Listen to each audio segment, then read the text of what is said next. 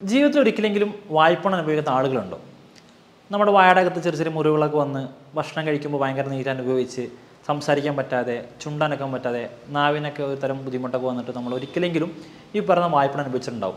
ചില ആളുകളിൽ ഈ വായ്പണ് വരാനുള്ള ചാൻസ് ഇതൊന്നും ആയിരിക്കില്ല. അവർ ചിലപ്പോൾ ഉപയോഗിക്കുന്ന ചില കെമിക്കൽസ് കാരണമായിരിക്കും. ഇപ്പോൾ ഉദാഹരണത്തിന് കെമിക്കലിന് അമൗണ്ടൊക്കെ കൂടുതലുള്ള ടൂത്ത് പേസ്റ്റുകൾ, അതുപോലെ നല്ല ശക്തിയുള്ള മൗത്ത് വാഷസ് ഉപയോഗിക്കുന്ന ആളുകളാണെങ്കിൽ അവർക്ക് പറഞ്ഞ പോലെ അകത്തുള്ള മ്യൂക്കസ് മെംബ്രെയിൻ ഡാമേജ് ആവാനും ഇതേപോലെയുള്ള മൗത്ത് അൾസർ വരാൻ ചാൻസ് കൂടുതലാണ്. വിറ്റാമിൻ സി അടങ്ങിയിട്ടുള്ള ഫ്രൂട്ട്സുകൾ കഴിക്കുന്നതും ഇതിൻ്റെ ഒരു ഇമ്പാക്റ്റ് കുറക്കുന്നത് നമുക്ക് കാണാൻ കഴിയും. നമ്മൾ ഭക്ഷണം ക്രമീകരിക്കുന്ന വഴി, നമ്മൾ ഉറക്കം ശരിയാക്കുന്ന വഴി, ഈ പറയുന്ന ചില പൊടികളൊക്കെ ചെയ്യുന്ന വഴി നമുക്ക് കംപ്ലീറ്റ് ആയിട്ട് മാറ്റിയെടുക്കാൻ പറ്റുന്ന ഒരു അസുഖമാണ് വായ്പുണ്ണ് എന്ന് പറയുന്ന ഹോം റെമഡി. അപ്പോൾ നമ്മളിതൊക്കെ ചെയ്യുന്ന വഴി പിന്നെ നമ്മുടെ വായ്പുണ്ണ് നമ്മൾ ബുദ്ധിമുട്ടിക്കില്ല.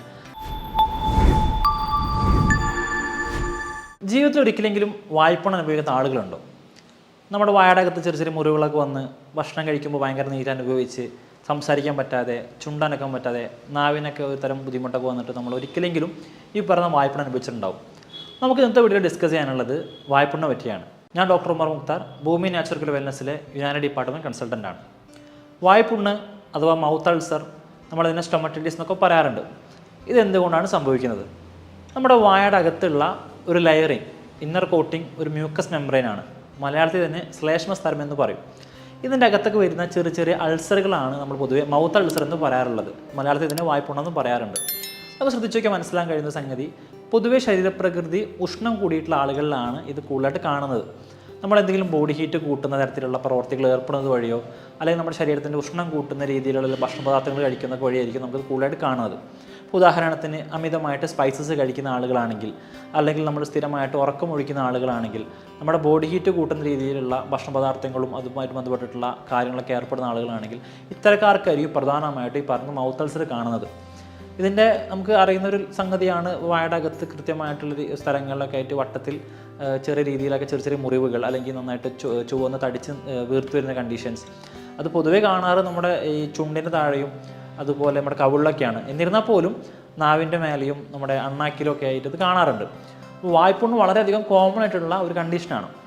നമുക്കിത് എന്തൊക്കെ തരത്തിലാണ് ഈ പറയുന്ന വായ്പുണ്ണ് കാണുന്നത് നോക്കാം. രണ്ട് തരത്തിലാണ് പ്രധാനമായിട്ടും ഈ വായ്പുണ്ണ് കാണുന്നത്.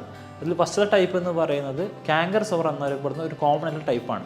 നമ്മൾ സാധാരണ കാണുന്ന വെള്ള നിറത്തിലുള്ള അല്ലെങ്കിൽ മഞ്ഞ നിറത്തിലുള്ള ഒരു ചെറിയ ചെറിയ വട്ടം, അതിന് ചുറ്റുഭാഗത്തും കൃത്യമായിട്ടൊരു ബോർഡർ, അസഹനീയമായിട്ടുള്ള നീറ്റൽ അല്ലെങ്കിൽ നല്ല വേദന, ഇതൊക്കെയാണ് നമ്മൾ സാധാരണ കണ്ടുവരുന്ന കാങ്കർ സോർ എന്ന് പറയുന്ന വായ്പുണ്ണ്. ഇത് നമ്മുടെ കൂടുതലായിട്ടും കാണുന്നത് കീഴ്ചുണ്ടിൻ്റെ താഴ്ഭാഗത്തായിട്ടോ, അല്ലെങ്കിൽ മേൽചുണ്ടിൻ്റെ ഉള്ളിലായിട്ടോ, അല്ലെങ്കിൽ രണ്ട് കവിളിൻ്റെ സൈഡിലോ, അല്ലെങ്കിൽ നാവിലൊക്കെയാണ് ഇത് കാണാറുള്ളത്. ഇത് കൂടുതലായിട്ടും ഞാൻ നേരത്തെ പറഞ്ഞ പോലെ നമ്മൾ ഭക്ഷണത്തിലൂടെയൊക്കെ സംഭവിക്കുന്നതാണ്. നമ്മൾ അമിതമായിട്ട് സ്പൈസസ് കഴിക്കുന്ന വഴിയോ, അല്ലെങ്കിൽ വായയുടെ അകത്ത് ചെറിയ ചെറിയ മുറിവുകൾ ഉണ്ടാകുന്ന വഴിയോ, അതും അല്ലെങ്കിൽ നമുക്ക് സ്ഥിരമായിട്ട് ഉറക്കമൊഴിക്കുന്ന ആളുകളാണെങ്കിൽ അവരുടെ ബോഡി ഹീറ്റ് വർദ്ധിക്കുന്ന വഴിയൊക്കെ സംഭവിക്കാറുണ്ട്. മറ്റൊരു ടൈപ്പ് എന്ന് പറയുന്നത് കോൾഡ് സോറാണ്. ഇത് വ്യത്യസ്തമായിട്ട് ഒരു ബ്ലിസ്റ്റർ ഫോമിലാണ് കാണുന്നത്. നമ്മൾ കുമിളൊക്കെ പൊന്തുന്ന രീതിയിലുള്ള ചെറിയ ചെറിയ കുരുക്കളൊക്കെ പോലെ, മുഖക്കുരു പോലെയൊക്കെയാണ് കാണുക. ഇത് കൂടുതലായിട്ടും കാണുന്നത് നമ്മുടെ ചുണ്ടിൻ്റെ പുറത്തൊക്കെയാണ്. ഇത് പ്രധാനമായിട്ടും കാരണമായിട്ട് പറയുന്നത് HSV എന്ന വൈറസാണ്. ഹെർപ്പസ് സിംപ്ലക്സ് വൈറസ് എന്ന് അറിയപ്പെടുന്ന ഒരു തരം വൈറസാണ് ഈ പറയുന്ന കോൾഡ് സോർ ഉണ്ടാക്കുന്നത്. ഇതിൻ്റെ ഒരു വ്യത്യസ്തപ്പെട്ടിരിക്കുന്നതെന്ന് വെച്ച് കഴിഞ്ഞാൽ ഇത് കൂടുതലായിട്ടും പുറത്താണ് കാണുക. അതേപോലെ തന്നെ ഇത് മറ്റേത് കൃത്യമായിട്ടൊരു ബോർഡറൊക്കെ ഉണ്ടെങ്കിൽ ഇതിനകത്തൊരു ബോർഡർ ഇല്ല എന്നുള്ളതാണ്. നമ്മുടെ ഈ ചുണ്ടിൻ്റെ മേൽഭാഗത്തൊക്കെ ചെറിയ ചെറിയ ബ്ലിസ്റ്ററൊക്കെ ആയിട്ട് ഇങ്ങനെ കുമിളകളൊക്കെ പോലെ വരുന്ന ഒരു കൂട്ടം അങ്ങനെ കുമിളകൾക്ക് കാണാൻ കഴിയും. ഇത്തരത്തിലുള്ള ഒരു തരം അൾസർ അല്ലെങ്കിൽ ഒരു വായ്പുണ്ണാണ് ഈ കോൾഡ് സോർ എന്നറിയപ്പെടുന്ന ടൈപ്പ്. നമുക്ക് കൂടുതൽ പരിചിതമായിട്ടുള്ളത് ഫസ്റ്റത്തെ ടൈപ്പായിട്ടുള്ള കാങ്കർ സോർ ആയിരിക്കും. ഇനി നമുക്കറിയാം, ഇത് വന്നു കഴിഞ്ഞാൽ ചില ആളുകൾക്ക് നമുക്ക് ചുണ്ടനക്കാൻ പറ്റില്ല. അപ്പോൾ നമുക്ക് ഭക്ഷണം കഴിക്കുന്ന സമയത്ത് അസഹനീയമായിട്ടുള്ള നീറ്റിലൊക്കെ ഉണ്ടാവാറുണ്ട്. അപ്പോൾ പ്രത്യേകിച്ച് അവർ ഉച്ചയ്ക്ക് കഴിക്കുന്ന കറിയുടെ അകത്തെ പോലെ സ്പൈസസ് ഒക്കെ വരികയാണെങ്കിൽ, പ്രത്യേകിച്ച് മീൻകറിയൊക്കെ കൂട്ടുകയാണെങ്കിൽ, അച്ചാറൊക്കെ കൂട്ടുകയാണെങ്കിൽ ഇതിൻ്റെ തീവ്രത കൂടുതലായിട്ട് കാണാൻ കഴിയും. നാവിനകത്തൊക്കെ വരികയാണെങ്കിൽ സംസാരിക്കാനുള്ള ബുദ്ധിമുട്ടുകൾ ഉണ്ടാവും. അല്ലെങ്കിൽ അണ്ണാക്കിലൊക്കെ ആണെങ്കിൽ വെള്ളം കുടിക്കാനൊക്കെയുള്ള ബുദ്ധിമുട്ടുകളും സംസാരിക്കാനുള്ള പ്രയാസങ്ങളൊക്കെ നമുക്ക് കാണാറുണ്ട്. വളരെ കോമൺ ആയിട്ടുള്ള ഡിസീസും കൂടിയാണ്. എന്നാൽ ചില ആളുകൾക്ക് ഇത് സ്ഥിരമായിട്ട് വന്നുകൊണ്ടിരിക്കും. അവരാണെങ്കിൽ എത്ര മരുന്ന് കഴിച്ചിട്ട് ഇത് മാറുന്നുണ്ടാവില്ല. അപ്പോൾ ഇത് എന്തുകൊണ്ടൊക്കെയാണ് പ്രധാനമായിട്ട് കാണുന്നത്? എന്നാൽ നേരത്തെ പറഞ്ഞ പോലെ ചില ആളുകൾക്ക് അവരുടെ ഭക്ഷണ രീതി കൊണ്ടോ, അല്ലെങ്കിൽ അവരുടെ ജീവിതശൈലി കൊണ്ടൊക്കെ ഇത് കാണുന്നത്. എന്നാൽ ഞാൻ രണ്ടാമത് പറഞ്ഞിട്ടുള്ള കോൾഡ് സോർ പോലത്തെ ഈ ഹെർപ്പസ് സിംപ്ലക്സ് വൈറസ് കൊണ്ടൊക്കെ സംഭവിക്കുന്ന അസുഖങ്ങളൊക്കെ ആണെങ്കിൽ അതൊരു പക്ഷേ ഇതൊരു ഇൻഫെക്ഷൻ കൊണ്ട് സംഭവിക്കാറുണ്ട്. ഈ വൈറൽ അറ്റാക്ക് ഒരു രോഗിയിൽ നിന്ന് മറ്റൊരു രോഗിയിലേക്ക് പരക്കാനും അതുവഴിയൊക്കെ സംഭവിക്കാനുള്ള ചാൻസ് കൂടുതലാണ്. അപ്പോൾ നമ്മൾ ഈ ഓൾറെഡി ഈ രണ്ടാമത്തെ ടൈപ്പ് വായ്പുണ്ണുള്ള കോൾഡ് സോറൊക്കെ ഉള്ള പേഷ്യൻസിൻ്റെ ഉപയോഗിച്ച സാധനങ്ങൾ നമ്മൾ ഉപയോഗിക്കുന്നത് വഴി അല്ലെങ്കിൽ അവർ കുടിച്ച കപ്പിൽ നമ്മൾ വെള്ളം കുടിക്കുന്നതൊക്കെ വഴിയൊക്കെ നമുക്കിത് പരക്കാനുള്ള ചാൻസ് കൂടുതലാണ്. ചില രോഗികളിൽ ഈ പറഞ്ഞ വായ്പുണ്ണ് കാണാനുള്ള റീസണായിട്ട് പറയുന്നത് സ്ട്രെസ്സാണ്. ഇത് ബോഡി ഹീറ്റുമായിട്ട് ബന്ധപ്പെട്ട് നമുക്ക് ചേർത്ത് വായിക്കാവുന്ന സംഗതിയും കൂടിയാണ്. നമ്മൾ ഒരുപാട് ആങ്സൈറ്റി, ഡിപ്രഷനൊക്കെ ഉള്ള അല്ലെങ്കിൽ ഒരുപാട് മാനസികപരമായിട്ട് നമ്മൾ ഭയങ്കര വീക്കാണെങ്കിലൊക്കെ അവർക്ക് ഈ പറയുന്ന ഒരു വായ്പുണ്ണിൻ്റെ ഇൻറ്റൻസിറ്റി കൂടുന്നതായിട്ട് കണ്ടിട്ടുണ്ട്. ചില ആളുകളിൽ ഈ വായ്പുണ്ണ് വരാനുള്ള ചാൻസ് ഇതൊന്നും ആയിരിക്കില്ല. അവർ ചിലപ്പോൾ ഉപയോഗിക്കുന്ന ചില കെമിക്കൽസ് കാരണമായിരിക്കും. ഇപ്പോൾ ഉദാഹരണത്തിന് കെമിക്കലിൻ്റെ അമൗണ്ടൊക്കെ കൂടുതലുള്ള ടൂത്ത് പേസ്റ്റുകൾ, അതുപോലെ നല്ല ശക്തിയുള്ള മൗത്ത് വാഷസ് ഉപയോഗിക്കുന്ന ആളുകളാണെങ്കിൽ അവർക്ക് പറഞ്ഞ പോലെ അകത്തുള്ള മ്യൂക്കസ് മെംബ്രെയിൻ ഡാമേജ് ആവാനും ഇതേപോലെയുള്ള മൗത്ത് അൾസർ വരാൻ ചാൻസ് കൂടുതലാണ്. എന്നാൽ ചില പേഷ്യൻസിന് ഇതൊന്നും ആയിരിക്കില്ല കാരണങ്ങൾ. അവർക്ക് ഈ നേരത്തെ പറഞ്ഞ പോലെ ലൂപ്പസ് എന്ന് പറഞ്ഞിട്ടുള്ള വല്ല സ്കിന്നിൻ്റെ ഇൻഫെക്ഷൻസ് കൊണ്ടായിരിക്കും, മറ്റു പല കാരണം കൊണ്ടും സ്കിന്നിൻ്റെ എന്തെങ്കിലും ഡാമേജ് കൊണ്ടൊക്കെ സംഭവിക്കാറുണ്ട്. എന്നാൽ ചില ആളുകൾക്ക് വല്ല മെഡിസിൻസിൻ്റെ ഒക്കെ സൈഡ് എഫക്റ്റ് കൊണ്ടൊക്കെ കാണാറുണ്ട്. അപ്പോൾ നമ്മൾ കഴിക്കുന്ന മെഡിസിൻ്റെ അകത്ത് എന്താ പറയുക, അതിൻ്റെ ഒരു തീവ്രത കൂടുതലാണെങ്കിൽ, അതിൻ്റെ ഡോസ് കൂടുതലാണെങ്കിൽ അതിൻ്റെ ഒരു സൈഡ് എഫക്റ്റ് ആയിട്ട് ഈ പറഞ്ഞ പോലെ വായ്പുണ്ണിൽ കാണാറുണ്ട്. എണ്ണം പറഞ്ഞ ചില ആളുകളിലെങ്കിലും ഈ പറഞ്ഞ മൗത്ത് അൾസറിന് റീസണായിട്ട് പറയുന്നത് അവർ ചിലപ്പോൾ പ്രോപ്പറായിട്ട് ഭക്ഷണം കഴിക്കാത്തതുകൊണ്ടായിരിക്കും. വിറ്റാമിൻ ഡെഫിഷ്യൻസികളുള്ള ആളുകളാണെങ്കിൽ അവർക്കൊരു പക്ഷേ അതിൻ്റെ കാരണം കൊണ്ട് ഈ പറഞ്ഞ മൗത്ത് അൾസർ വായ്പുണ്ണ് കണ്ടേക്കാം. ചില ആളുകൾക്ക്, ചില സ്ത്രീകളിലാവട്ടെ, അവർക്ക് വരുന്ന മെൻസ്ട്രൽ ഡിസോർഡർ കൊണ്ട് ക്രമം തെറ്റിയിട്ടുള്ള ആർത്തവങ്ങൾ കാരണം ഈ പറഞ്ഞ വായ്പുണ്ണ് കണ്ടേക്കാം.